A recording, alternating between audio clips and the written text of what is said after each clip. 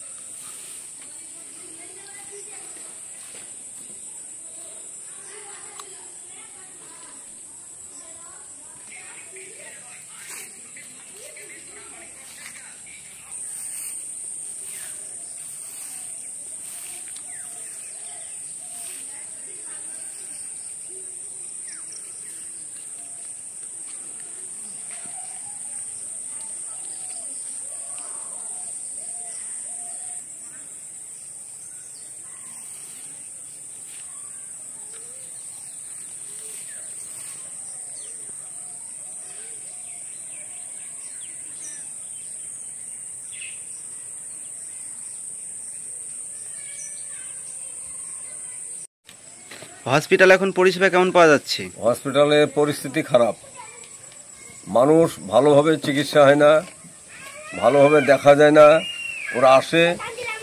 ওরা আসে সময় কাটায় চলে যায়, আর নাই রাস্তা নাই ঘাট। এই যে রাস্তার পরিস্থিতি খারাপ, স্কুলের পিছন থেকে হসপিটালে আসার মানুষের কোনো পরিস্থিতি নাই। রাস্তা ভেঙে চুরে পড়ে আছে, আর গাছ হয় মাটিতে, সেই গাছ হসপিটালের ছাদের উপরে ভর্তি হয়েছে, বিল্ডিং ফেটে সব। সেগুলো কোনো দেখার নাই, কিছু নাই। বন জঙ্গল, সাপ পোকা মাকড়ের অত্যাচার এখানে খুব। বাচ্চা বাচ্চা ছেলেপিলে খেলাধুলা করে, তারা অনেক সময় খুব ভয় করে, দেখতে পাই অনেক কিছু। এখানে ভালোভাবে ওষুধ ওই আলো যা দিল দিল, না দিল না দিল, এইভাবেই চলে যায়। এখানে ভালোভাবে কোনো কাজ নাই। আশেপাশে তো সবই জঙ্গল দেখা যাচ্ছে, মনে হচ্ছে হ্যাঁ, ভুতুরে হসপিটাল। হসপিটালের ভিতরে সমস্ত দিকে জঙ্গল, ছাদের উপরে গাছ, প্রচুর গাছ বেরিয়েছে, বিল্ডিং ধসে পড়ছে এইদিকে। কোনো মানুষ- পরিষ্কার পরিচ্ছন্ন কিছুই করে না, না। কোনো পরিষ্কার পরিচ্ছন্ন নাই। আতিকুর রহমান ছিল তখন এখানে একটা পার্ক বানিয়েছিল, সেই পার্কটা এখন দেখার কিছু পরিস্থিতি নাই।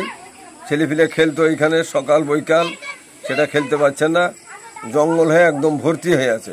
এখন সাপের পোকামাকড়ের ভয়ে সেখানে বাচ্চারা কেউ যেতে পারছে না। এত সুন্দরভাবে আতিকুর রহমান এই পার্কটা বানিয়েছিল, কিন্তু আতিকুর রহমান এখন অসুস্থ হওয়ার পূর্বে এই জায়গা একবারে জঙ্গল হয়ে গিয়েছে। আতিকুরের পরিবর্তে কোনো ডাক্তার বসেন না এখন? আমি ডাক্তারবাবু এসেছে শুনেছি, কিন্তু আমি দেখিনি। মানে আমরা হসপিটাল আসতে মন যায় না, কোথায় একটা ট্যাবলেট দেয়, কোথায় একটা কি দিল, ভালোভাবে ব্যবহারও ভালো করে না ওরা। ঠিক ডিউটি তো নাই, তার কি বলবে। ডাক্তার সপ্তাহে কতদিন বসে? ডাক্তার সপ্তাহে বলতে আমি এইদিকে আসিনি, এইদিকে এই নতুন ডাক্তার এসে আসেনি, কিন্তু আগে আতিকুর রহমান প্রতিদিন আসতো। নতুন ডাক্তারকে আমরা এখনো চোখেই দেখিনি। তাহলে আপনারা বলতে চাইছেন ডাক্তারবাবু আসেন না? হ্যাঁ আসে, হয়তো শুনতে পাই আসে, কিন্তু সে কখন আসে কখন যায় সেটা দেখিনি যখন। আপনার নাম পরিচয়? এই যে হসপিটালে এখন উন্নত কেমন আছে? হাসপাতালে কোনো উন্নতি নাই, যে জঙ্গল, ছাগল, গরু সব বাস করছে। এই হাসপাতালে তো ডাক্তাররাই আসে না, ডাক্তারের ডিউটি তো করে না, 1টা বাজলে বাড়ি চলে যায়। সঠিক মতো পরিষেবা পায় না মানুষ। যদি কেউ আসে একটু লেটে আসে, তাকে বাইরে বসতে বলা হয়। ডাক্তার ট্রিটমেন্ট ভালোভাবে করে না। না, আমাদের যে ডাক্তার আতিকুর রহমান সে তো অসুস্থ, তারপরে যারা ডিউটি করে তাদের ঠিক মতো ডিউটি হয় না। কোনো বয়স্ক লোক আসলে তাদের সঙ্গে ব্যবহার খারাপ করা হয়। ট্রিটমেন্ট সেরকম কোনো কিছু ভালো না treatment না, হয় না? এখন কোনো হাসপাতালে কোনো ডিউটি ভালো হয়েছে না। এই হোমিও ডাক্তার আছে আমাদের, এ তো সপ্তাহে 1 দিন আসে, আবার কোনো দিন আসেই না। আগে কি হসপিটালটা ভালোভাবে চলতো? আগে ভালো ভালো চলতো, আতিকুর যখন থাকতো মোটামুটি চলেছে। আতিকুর অসুস্থ হওয়ার পরে হসপিটালে কোনো ভালো ডিউটি হয় না, কোনো ভালো ট্রিটমেন্ট হচ্ছে না। এখানে তো অনেক মানুষজন আসে ট্রিটমেন্ট করার জন্য। হ্যাঁ, বহু দূর দূর থেকে আসে, তো অনেক দূর থেকে আসে, তারা পরিষেবা পাওয়ার জন্যই আসে, কষ্ট করে আসে, কিন্তু সেই পরিষেবাটা পাচ্ছে না এখন। তাহলে আপনারা বলতে চাইছেন এখন কোনো পরিষেবা নেই না, হসপিটালে? হাসপাতালে পরিষেবা পাওয়া যাচ্ছে না। আমরা এর আগে পঞ্চায়েত প্রধানকেও আমি নিজে বলেছিলাম, আমি এবং মেম্বারদেরকেও বলা হয়েছিল যে যদি এর ব্যবস্থা করেন, না হলে ছেলেপিলে একটু উত্তেজিত ভাব আছে, হয়তো ঝামেলা হয়ে যেতে পারে। এবং আমিও এমপিকে ফোন করব, সেটাও আমি বলেছি। দরকার হলে আমরা উচ্চ পর্যায়ে একটা ডেপুটেশন লিখে রাখাও আছে মনে হয়, মাছ পিটিশন একটা লিখে রাখাও আছে। যদি না হয় তাহলে আমরা কিন্তু উচ্চ পর্যায়ে যেতে পারি। এভাবে প্রায় কতদিন ধরে চলছে এরকম হসপিটালের? তো এদিকে তো প্রায় মাস,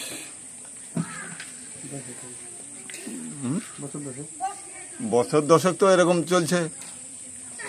আপনার নাম পরিচয়? আমার নাম রেজাউল শেখ, বাড়ি? বাড়ি ভগীরথপুর।